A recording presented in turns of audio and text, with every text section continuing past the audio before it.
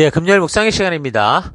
폭풍 같은 위기를 만날 때 침몰할 것인가, 힘차게 항해할 것인가? 폭풍 같은 위기를 만날 때 침몰할 것인가, 힘차게 항해할 것인가? 자, 이런 제목으로 또 이번 주간 마지막 묵상 나누겠습니다. 우리는 28장에서 30장을 통해서 블레셋이 일으킨 그 이스라엘과의 전쟁이라는 급박한 위기 속에서 다윗이나 사울이 똑같이 만난 위기의 순간을 통해 사울은 어떤 삶을 살았고 또 다윗은 어떤 삶을 살았는가를 살펴보면서 묵상했습니다. 사울은 하나님이 열어놓으신 대화의 통로를 스스로 다 끊어버렸고 결국 고립되니까 이제는 하나님께서 하지 말도록 명하신 무당을 찾고 초원수를 통해 사무엘의 영혼을 불러내서 자신의 미래를 알아내려고 하는 참으로 스스로 패망의 길을 걸었다면 다윗은 오히려 그런 위기를 통해 그런 그의 사람 됨됨이가 드러나고 그래서 위기를 스스로 극복하려고 머리 굴리고 이상한 행동을 하지 않아도 그가 살아왔던 삶의 태도가 오히려 그 위기를 자연스럽게 극복하게 하는 것을 보았습니다. 그러니까 우리의 삶에서 만나는 위기를 만나는 순간 해결 방법을 찾아낼 수 있는 게 아니라 위기가 급박스럽고 순식간에 다가오는 것처럼 순간적으로 대처하는 습관과 태도를 평소의 삶을 통해 훈련하고 살아내므로 가능하다는 거죠. 그래서 우리가 말씀을 묵상할 때마다 주일 말씀 묵상 끝에 보면 항상 오늘 우리가 잊지 말아야 되는 가치가 뭐냐, 목숨을 걸고도 지켜야 되는 가치가 뭐냐라는 질문이 있거든요. 굉장히 중요한 겁니다.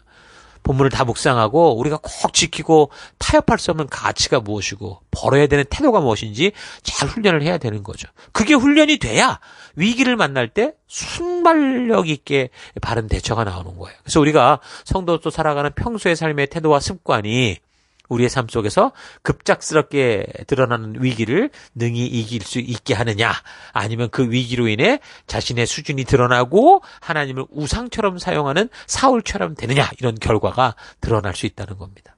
사울처럼 늘 자기의 욕심대로 살기 위해서 하나님께서 미리 다 말씀해 주셨던 소통과 대화의 창구를 다 단절시켜 놓으면 정작 간절한 통화가 필요한 위기의 때 불통이 돼서 결국 우상의 방법들을 찾게 되고 하나님이 하지 말라 한 것들이라도 마구 사용하게 되죠. 그렇게 되면 사울처럼 사탄의 놀림거리가 되고 이용거리가 돼서 그런 와중에 사탄이 던진 거짓에 아주 심각하게 속아서 결국 하나님을 찾지 않고 자기 욕심에 패망해 가는 것을 볼 수 있습니다. 그 결과가 어떻겠어요? 늘 말하지만 사탄은 거짓을 던질 뿐인데 그것을 자기가 붙들게 되면 그때부터는 그 거짓을 주도해가는 것은 자기 자신이 되기 때문에 스스로 가해자가 되는 거죠. 그러면 사탄은 그때부터 이제 비난하고 정죄합니다. 그래서 결국 그 사람이 완전히 패망에 이르를 때까지 자기같이 지옥으로 가는 인생 만들기 위해서 계속 괴롭히고 구경하는 짓을 하는 거예요. 사울이 그렇게 살았던 결과가 바로 사무엘상의 이제 마지막 장 얘기죠. 사무엘상 마지막 장 31장에는 결국 사울의 일가가 몰락하는 장면이 나와요. 블레셋과의 전쟁에서 대패해서 도망치다가 사울의 세 아들이 죽죠. 요나단, 아비나답, 말기수아가 죽고 사울도 화살에 맞아서 중상을 입어요.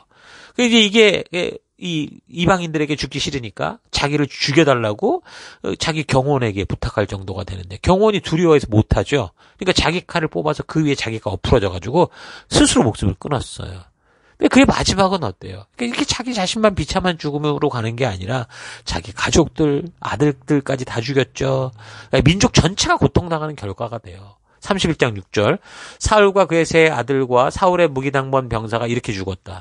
사울의 부하도 그날 다 함께 죽었다. 골짜기 건너편과 요단강 건너편에 살던 이스라엘 사람들은 이스라엘 군인들이 도망친 것과 사울과 그의 아들들이 죽은 것을 보고 살던 성읍들을 버리고 도망쳤다. 그래서 블레셋 사람이 여러 성읍으로 들어와서 거기서 살았다. 완전 다 뺏겼죠. 한 나라를 잘 지키고 더 나아가서 열방 속에 하나님 나라를 세워가라고 이런 사명을 주고 세웠는데 사울은 하나님 나라는커녕 자기 가족들조차 자기조차 심지어 자기 자신조차 바르게 지키지 못했고 수치스러운 죽음을 맞이하고 말았습니다. 그러니까 성령으로 시작한 사람의 끝이 이렇게 될 수 있다라는 거 여러분 잊지 마셔야 돼요. 하나님이 한번 택하고 부르신 사람들을 절대로 포기하지 않는 거 이건 성경적 분명한 진리가 맞아요. 그러나 그런 택함을 받은 성도들이라고 하더라도 지금 성경에 나오는 내용을 계속 볼 때마다 우리가 아는 건 뭐예요? 변치 않는 하나님을 예사로 무시하고 하나님의 법도와 규례를 외면하고 자기가 고집하는 길로 계속 간다면 결국 그 길의 끝은 사울과 같이 죽음과 멸망의 길로 갈 수 있다라는 것도 우리가 분명히 확인했죠. 여러분 이런 사실을 깊이 묵상해 보기 바랍니다. 많은 교인들이 계속해서 자기의 욕심스러운 삶을 절대 포기하지 않으면서도 하나님께서 그런 자신과 자기의 욕심을 그대로 용납해 주시고 그냥 용서해 주신다 이렇게 생각을 하는데 여러분 성경을 통해 말씀하시는 용서의 복음이 강단에서 외치는 이 목사들이 잘못 전하기도 했고 또 자기들의 고집을 버리고 듣고 싶지 않은 그러니까 자기가 듣고 싶은 것만 듣고 싶은 사람들이 듣는 것도 잘못 오해해서 결국은 잘못된 이 삐뚤어진 신앙, 사울과 같은 모습에 빠져 있는 걸 볼 수 있어요. 여러분 하나님께서는 사람들이 무슨 죄를 짓고 살든지 그저 교회에서 잠깐 회개하고 눈물을 흘리면 다 용서하시고 없던 걸로 이렇게 하지 않는다고요. 하나님은 회개하고 돌이켜서 그 회개와 돌이킴이 뭐예요? 하나님이 원래 부르신 자리로 나와서 그 사명의 길을 걷는 그런 삶을 용납하시고 용서하시는 거지. 그저 죄와 욕심을 끌어안고 절대로 놓을 생각도 없이 성령의 책망으로 자꾸 부담되고 거꾸로 온 마음이 있으니 그걸 잠깐 잊어버리려고 그렇게 하는 거는요. 회개가 아니에요. 그런 회개는 용서받는 회개가 아니라고요. 다시 말하지만 하나님은 우리의 고백, 우리의 열심이 아니라 우리의 중심을 보는 분이십니다. 정말 이 사람이 이 죄를 버려버리고 이걸 떠나고자 하는지 아니면 자기가 버리지 못하니까 하나님 보고 좀 이해해달라 이러고 있는지 하나님이 아신다고요. 사울하고 몇 번이나 자기가 잘못했다고 말하곤 했어요. 근데 하나님은 그런 사울의 말이 아니라 그 중심을 봤죠.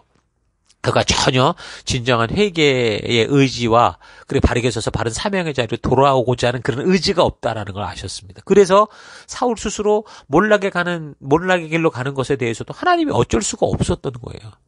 아무리 돕고자 해도 아무리 도와도 사울 스스로 욕심을 고집하고 그렇게 살아가는 그 길에는 답이 없는 거예요. 하나님도 답이 없다고요.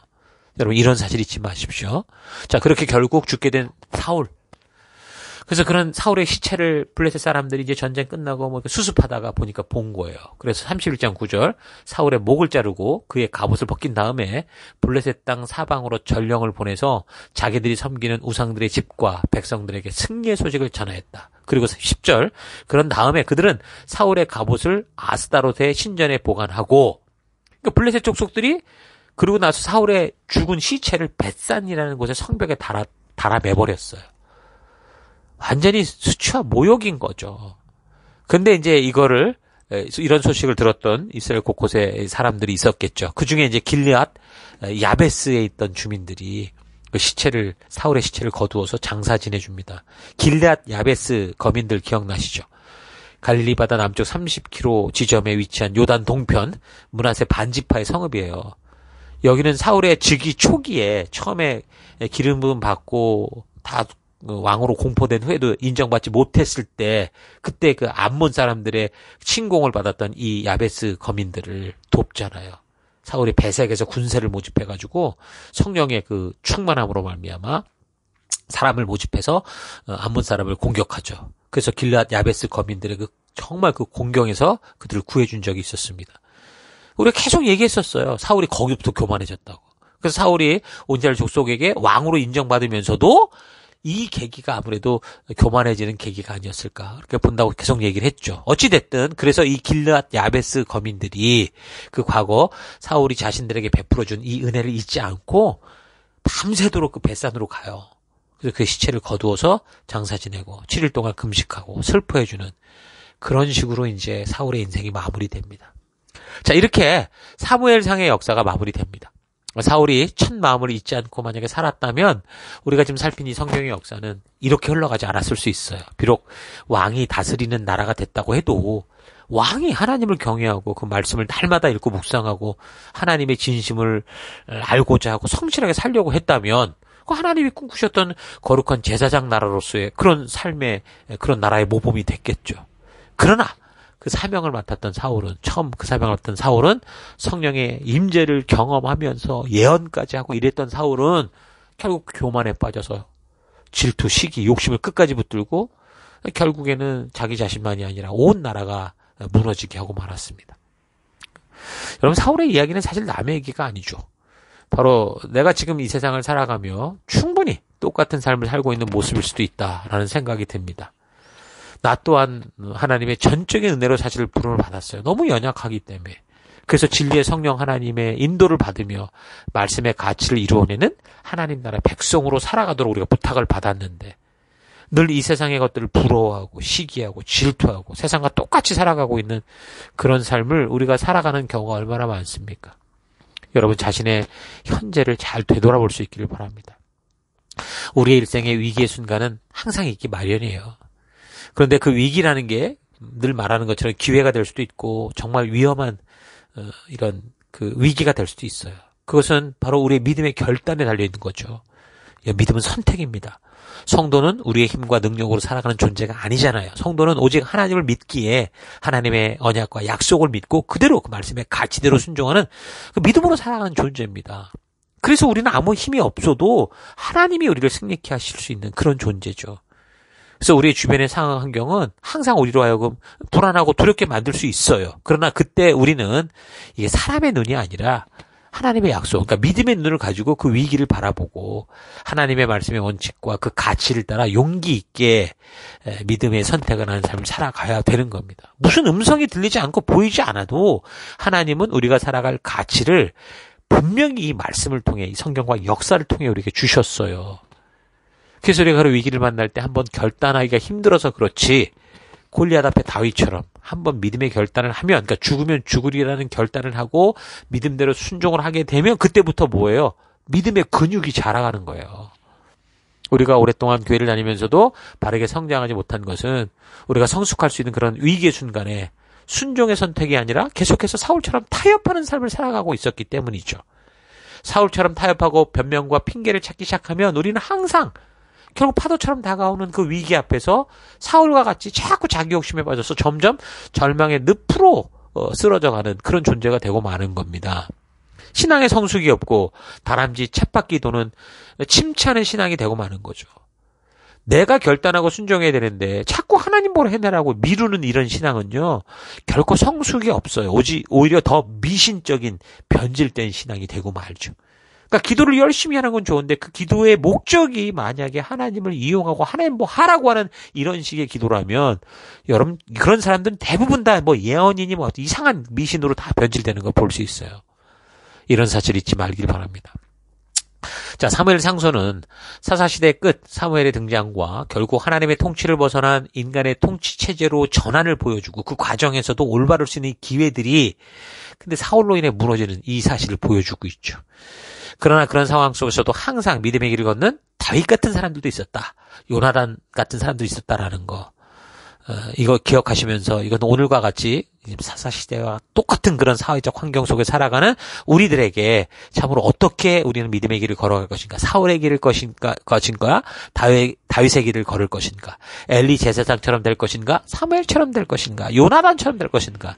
자, 이런 것들 우리에게 분명하게 도전하고 있다는 거 잊지 마시고 이 사무엘상의 역사를 통해 깊이 묵상하며 이 시대 하나님의 뜻대로 살아내는 거룩한 다윗 되기를 축원합니다.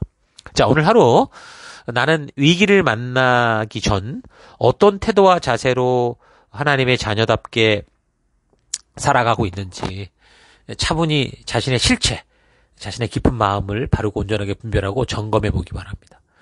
삶의 거친 파도는 끊이지 않습니다. 이런 파도는 각자 사람마다 달라서 그렇지 이 타락하여 하나님의 뜻을 무시하는 세상을 살아가는 모든 사람들이 다 똑같이 겪고 있는 거예요.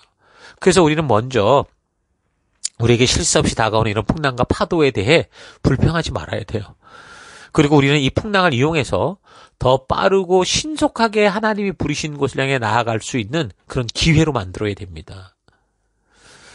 우리는 힘도 없고 능력도 없고 뭐 심지어 돈도 없고 뭐 여러 가지가 없어요. 그래서 우리는 오직 하나님을 믿고 그 하나님께서 말씀하신 대로 순종하는 삶을 살아야 되는 거예요. 그렇지 않으면 우리는 풍랑을 헤쳐나가는 게 아니라 침몰하게 되죠. 왜냐하면 이런 파도를 통해 사탄은 계속해서 우리에게 거짓된 생각을 집어넣기 때문에 그래요. 이런 생각이 한번 사로잡히면 어때요? 하나님의 신실한 약속을 잊어버리고 마치 내가 혼자인 것처럼 사울처럼 그렇게 느끼게 돼요. 그러면 그 사람은 자신의 본능과 욕심을 따라 끌려가게 되고 결국 사울과 같은 결과를 보게 되죠. 그래서 그런 사탄이 주는 거짓된 생각을 마음으로 받아들이면 그때부터 사탄은 그저 그 사람이 침몰해 가는 것을 보면서 즐기는 아주 사악한 짓을 하는 거예요. 여러분 생각을 바르게 하십시오. 생각의 털을 하나님의 말씀으로 채워 넣으십시오. 하나님의 신실하심을 생각하고 하나님의 선하심과 사랑이 많으신 놀라운 은혜를 기억하고 그 생각들을 마음으로 받아들여 감사하는 그런 삶을 살길 바랍니다. 그렇게 마음이 말씀으로 확고해지면 이제 다윗과 같이 광야 속에서든 적국 속에서든 도망치며 다닌다고 해도 하나님의 말씀의 가치를 저버리지 않고 지켜내는 그런 삶을, 축복된 삶을 살 수 있어요. 절대로 상황과 환경이 나를 넘어뜨리지 못할 겁니다. 다른 누군가가 나의 삶을 좌지우지할 수 없어요. 하나님께 붙들린, 말씀에 붙들린 여러분 되길 바라요. 각자가 번외받은 곳에서 그래서 주어진 삶을 살아가면서 주변에서 받는 이 평판들이 이게 나의 태도 때문인지 정말 아니면 하나님의 그런 길을 걷기 때문인지 잘 생각해보고 바른 분별의 삶을 살아가며 승리하는 여러분 되시길 바랍니다. 자, 오늘 하루도 힘내십시오. 잠시 기도하겠습니다. 하나님의 신실한 사랑을 안으로 하면서도 부정적이고 불신적인 생각에 안주하며 살았던 것을 회개합니다. 생각할 수 있는 힘을 주신 하나님의 은혜를 기억하고 쓸데없는 생각, 부정적이고 불신적인 생각이 아니라 믿음의 생각, 말씀으로 힘을 얻을 생각을 하는 그런 내가 되기 원합니다. 삶의 어떤 상황이 다가와도 주의 약속을 믿고 그 말씀의 가치를 따라 살아가는 내가 되기 원합니다. 편리를 따라 사는 인생이 아니라 말씀의 원리를 따라 사는 내가 되기 원합니다. 내게 주신 자유지를 가지고 육신의 귀를 삼는 인생이 아니라 생명을 세워가는 일에 힘쓰길 바랍니다. 힘쓰는 내가 되기를 원합니다. 하나님, 폭풍 같은 위기를 만날 때 이것은 우리를 침몰케 하려고 하는 게 아니라 우리로 하여금 힘차게 항해하며 더 빨리 더 높이 날아오르게 하고자 하는 하나님의 뜻인 것 잊지 않고 그 믿음의 길을 기쁨과 감사함으로 걷는 내가 되기를 간절히 바라옵고 예수님 이름으로 기도했습니다. 아멘.